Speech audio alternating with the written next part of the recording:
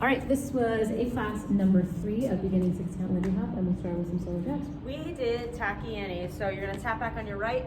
1, 2, 3, 4, 5, 6, step, stomp off. We did that 3 times in a row. It looks like this.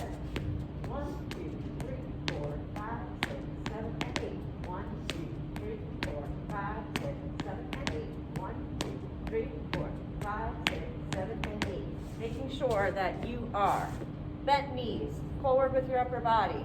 When you tap back, you're gonna bring your arms to you. And when you do the stomp off, we're going down into the ground. So whoop, no whoop-de-doos up in the air.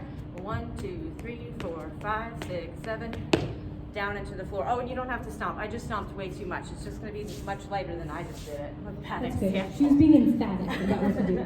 And then we added some new ideas. So we added open turns tonight. So we talked about, maybe we'll do back 2 first. So we talked this idea of open and close and around. It's just a tuck turn, but instead of using this arm, we're just going to use this hand here. And open, close. We're going to catch and cross-handed right to right, and we're going to do pass-bys where we just let the rock step happen and release it, and we can do the same to get back into close side-by-side position. Let's show all that from the side. So we've got this open and close and around, then right to right. We're doing the same pass-by we've been doing, we're just not using this hand.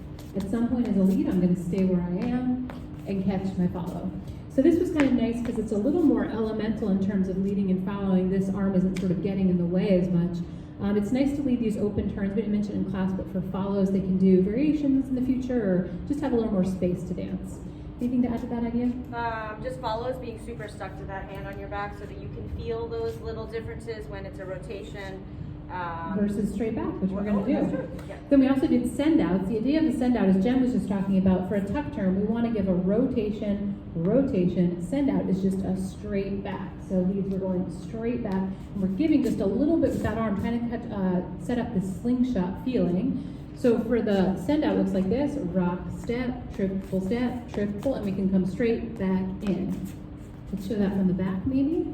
We've got this straight back and straight in.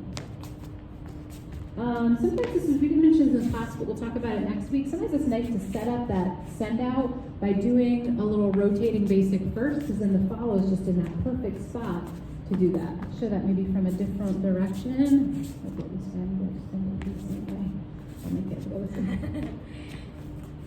So we really talked about that difference. A straight back is a send out, a rotating body or arm is going to be the signal for a tuck turn. They should feel quite different. And we were practicing that. I think that's about it for now. Great job tonight, you guys. See you next week.